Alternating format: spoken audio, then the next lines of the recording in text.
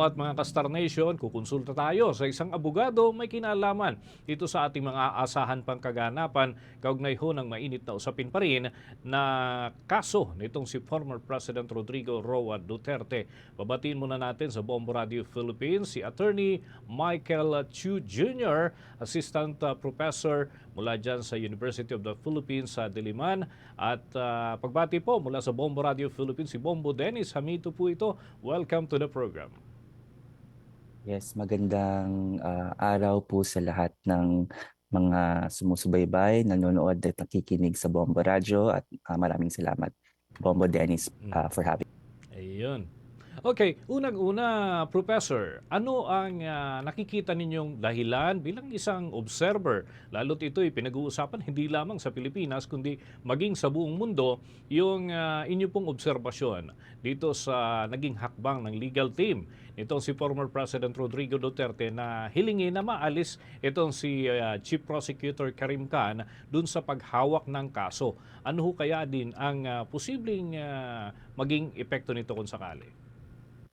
Right. So, sa akin, hindi naman kakaiba na merong intersection ng interes yung Office of the Prosecutor at interes ng mga biktima dahil yung every prosecution naman ng International Criminal Court is in some way in the interest of the victims, and yung ground na if nakapag-assist ng ilang victims, if it is true, si ICC prosecutor in the past is not really such a controversial thing for me kasi nag-intersect yung interest nila. That being said, if meron ng conflict of interest, then the court will appreciate that, no?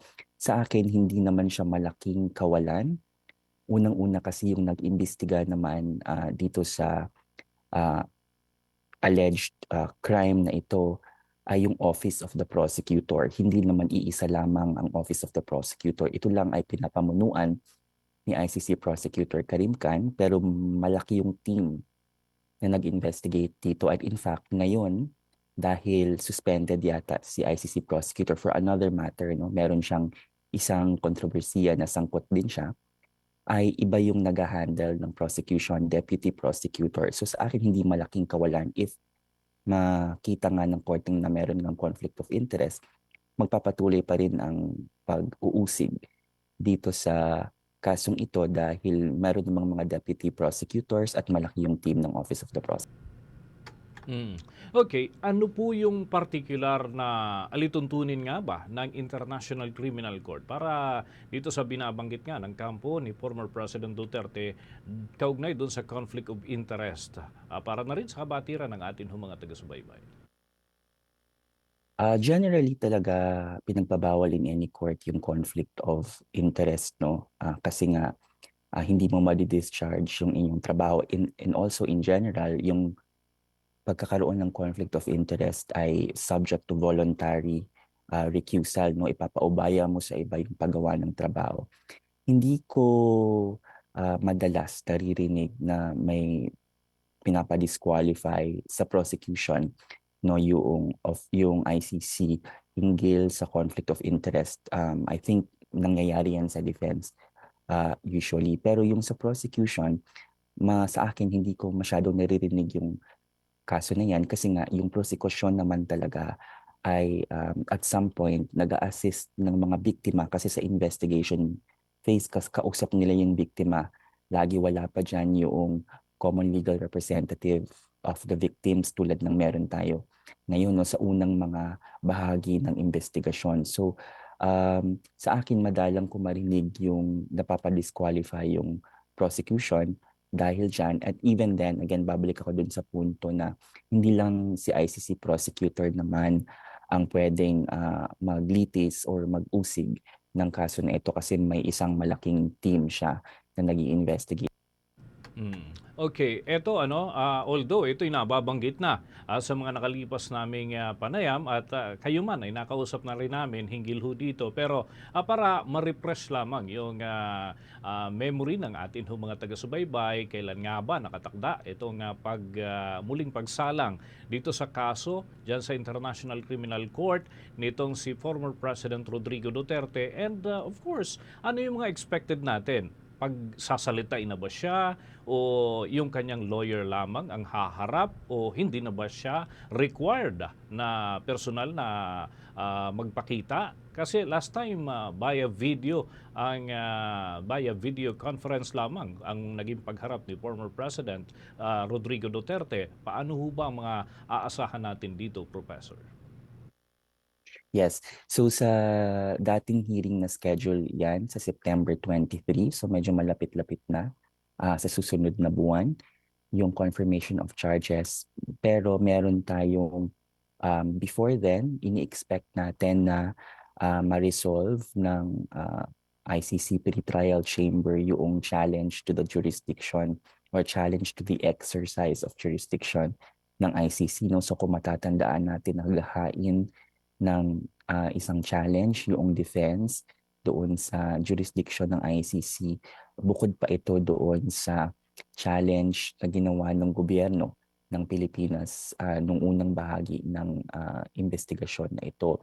So we can expect na i-resolve yun ng korte within the period at kung walang jurisdiction, hindi mangyayari yung confirmation of charges stage at all, no? Pero kung hindi, posible din kasi na isabay ng ICC Pre-Trial Chamber yung pagresolba niyan sa confirmation of charges na mismo na proceeding. So sa confirmation of charges na proceeding ay again ipepresenta yung ano ba yung sakdal sa in this case suspect kasi prosecutor versus Rodrigo Duterte na tayo, no? So meron ng suspect, ibabasahin yung sakdal at magpepresenta ng ebidensya na nagpapatunay doon sa sakdal. Hindi pa ito yung paglilitis, no? Ito lang ay yung sufficient evidence, no? Hindi pa evidence of guilt beyond reasonable doubt yung kailangang isatisfy ng prosecution, pero sufficient evidence na maipakita na meron ng basihan doon sa charges at kailangan itong kumpirmahin para makapagpatuloy tayo sa full-blown trial o yung paglilitis na talagang makikita na natin lahat ng ebidensya. So nakikita natin na marami nang isinumite yung prosecution na batches of evidence dinisclose niya doon sa depensa. Hindi natin nakita yung sa depensa pa. At I think meron nga silang statement na hindi sila maglalabas ng mga testigo sa confirmation of charges. No? So tulad ng isang proceeding, meron silang exchange. No? Pwedeng i-challenge ng defense yung ebidensya ng prosecution, vice versa, kung ano man yung i-present ng defense, and then magdedesisyon ngayon yung pre-trial chamber kung meron ng sapat na ebidensya para magpatuloy sa paglilitis o kung wala dahil hindi natin sasayangin ang ating oras at ang kalayaan noong nasasakdal para magpatuloy sa trial kasi parang sa ngayon pa lang, no, sa nakikita pa lang ng pre-trial chamber, parang mahina, walang ebidensya na nakasuporta. So ito talaga yung purpose ng confirmation of charges para salain yung mga bagay na pupunta sa trial kasi napakagastos, napakahaba ng paglilitis. No? So sasalain niya ito para makita kung ano ba talaga yung posibleng talagang merong basihan o wala. Okay, Professor, ano yung talagang angkop na katawagan ngayon para kay former President Rodrigo Duterte ngayong nakapit ho siya dyan sa jurisdiction ng International Criminal Court? Siya ba ay isa ng may tuturing na akusado, respondent sa kaso o kaya ay suspect? Ano ho yung proper terminology para ho dito? Para na rin guided tayo at hindi magkaroon ng kumbaga maling katawagan para sa former president kaugnay dito sa kanyang kasong kinakaharap. Right. So yung isang tao ay magiging akusado lamang kung meron ng sakdal, and that is yung charges, no? Na kung ma-confirm yung charges. So sa ngayon siya ay isang suspect. Ayun, malinaw. Naho. Okay, ito lamang Professor, ano ho ang take ninyo bilang isang observer dito sa nangyayaring parang friction sa pagitan ni former Secretary, dati siyang presidential spokesperson during Duterte administration, si Attorney Harry Roque. And itong si Attorney Kaufman na siyang lead counsel ni former President Duterte. Bakit kaya tila nag-iba yung treatment nila sa isa't isa at may mga bangayan pa, may mga patot sa dahan pa na nangyayari. Even dun sa ilang supporters na rin, lumalabas naman ho ito sa internet and mismo sa kanila nang gagaling yung ganong mga, kumbaga, batuhan ng mga salita. Professor? Yes. So naiintindihan ko yung move nung defense team at siguro ni Vice President, yung family. Gusto talaga nila ng isang team ng abogado na unang-una experienced sa International Criminal Court. Sa pagkakaalam ko ay yun nga si Attorney Kaufman, no? Meron siyang mga kaso na hinandle na for the defense. At pangalawa, yung focused doon sa, kasi malaking bagay, malaking proceeding yung nasa International Criminal Court at nagre-require ng napaka technical na kaalaman at napakadaming oras at lalong-lalo na ay ito talaga yung focus ng International Criminal Court din ngayon, no? Kasi yung ibang mga kaso niya ay patapos na. So, naiintindihan ko na hindi nila gusto na merong distraction doon sa kaso at iyon I think ang dala ni Attorney Roque, no? Kasi meron siyang sarili niyang mga kaso na kailangan kaharapin. Meron siyang mga sarili niyang issue sa Pilipinas na kanyang tinutugunan at bukod pa dito hindi natin sigurado kung ano na yung nangyari doon sa kanyang asylum application, no, na tinatanggi niya na deny. So lahat ng yan parang distraction yan sa isang abogado na may pansarili siyang mga bagay na kailangan harapin, no? So naiintindihan ko yung move ng defense team dyan, no? So in terms of whether uuwi na siya, sa tingin ko oo, kasi may warrant yata siya of arrest, or kung wala man ay meron pa rin siyang mga kaso na kailangan sagutin sa Pilipinas, no? Lahat ng tao na nasasangkot sa isang kaso sa Pilipinas ay kailangan pagdaanan niyang proseso na yan, no? Wala dapat exception. In fact, yung iba nga na nakakatakas ay pinapa-extradite ng Pilipinas. So, kung may pagkakataon na magkusang loob at hindi niya pagagastusin ang bansa para pauwiin siya sa Pilipinas at harapin ang kanyang mga kaso, kasi ayon naman sa kanya ay inosente siya doon at wala siyang ginawang masama, edi harapin na lang niya. Kasi hindi naman ano yun hindi naman rare, hindi naman unusual na nagkakaso at hindi naman yun ibig sabihin na wala siyang pagkakataon na sagutin yun doon. So sa tingin ko, para lang matapos na yan, no? At in fact, kung gusto niya makapag-participate doon sa nangyayari sa The Hague, edi alisin niya yung mga tinik na yan or balakid na yan para makafocus siya kung ano man ang gusto niyang tulong na ibigay sa. Yun. Okay, maiba naman po tayo, Professor, sapagkat sasamantalin na namin yung pagkakataon na nandyan ho kayo sa linya.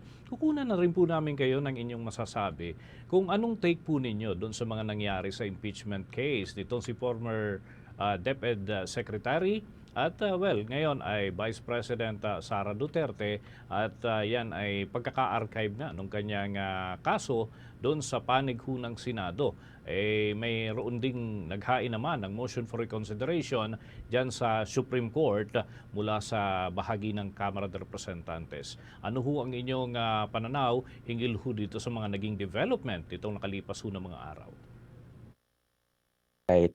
So sa ngayon, no, nakita nga natin na in-archive yung articles of impeachment dahil nga doon sa Supreme Court decision. No? So klaruhin natin na hindi ito patay. in the literal sense kasi nga meron naman ang pagkakataon na kung halimbawa magbago ang isip ng Korte Suprema doon sa kanilang desisyon ay bubuhayin ng Senado yung or ibabalik niya from the archives yung impeachment, no. Ang problema lang natin diyan ay syempre kahit man baliktarin ng Supreme Court ang kanyang desisyon o magbago ang kanyang isip ay kailangan pa rin ng botohan ah, kung gusto nilang pukawin, no, o gisingin ang natutulog na impeachment sa archives ay doon pa rin sa pare-parehong tao pa rin ang magbobotohan, mga senador pa rin ang magbobotohan to revive the case, no. So of course hindi na lang yan legal, meron na din yung political kasi nga yung nakita naman natin yung numero nung pag-archive, no. So focus ko na lang ay yung sa desisyon ng Supreme Court. So nakita natin na naghain nga ng motion for reconsideration yung tatlong grupo at sang-ayon ako doon sa grounds, no. Kasi yung impeachment talaga ay dinisenyo para hawakan ng political na branches ng government, in particular the House of Representatives, to initiate the proceeding and the Senate to hold the trial. Bakit ba sila? Kasi po pwede naman na inassign ng Constitution yung trabaho na yan sa korte, di ba? Kung gusto talaga natin na objective, judicial, technical na evidence. Pero hindi evidence, hindi yun yung ginawa ng Constitution. Kasi yung impeachment ay isang paghuhusga, judgment ng isang representante ng taong bayan. Kasi yung taong bayan ito yung mekanismo ng taong bayan na panagutin in the form of pagtanggal sa office kasi wala namang ibang pwedeng ipataw dito kundi pagtanggal sa opisina o sa pwesto at pagbabawal na tumakbo ulit or ma-appoint ulit, no. So yun lamang at para sa taong bayan yun kasi kung hindi na nagpe-perform or may pagtataksil na ginawa yung opisyal, ito lang yung pamamaraan na matanggal sila sa pwesto, no. So kaya ibinigay ito sa mga political kasi sila yung mas may sense, no. Sila yung mas may understanding in theory kung ano yung nagugustuhan or napupusuan or pulso ng ating taong bayan, no. Hindi sa korte ibinigay ito. So sa akin parang may hindi pagkakatugma doon sa paglalagay ng napakadaming requirements para masimulan at malitis ang isang impeachment na nakita natin dito sa Supreme Court decision na ito. So sang-ayon ako doon sa mga nag-file ng motion for reconsideration, sana ay magbago ang isip ng Korte Suprema para ma-restore yung balance ng ating co-equal branches. Ayan. With that, maraming salamat po, Attorney Chu, dito sa mga butil ng impormasyon na naibahagi po ninyo ngayong araw ng linggo dito sa ating mga taga-subaybay sa Bombo Radio Philippines. Thank you so much. Mga kabombo at mga ka-Star Nation, nakausap po natin si Attorney Michael T. Chu Jr., Assistant Professor from the University of the Philippines College of Law. Dito ho sa ating mga hinihimay na mga usapin, may kinalaman sa ating bansa at even doon ho sa International Criminal Court.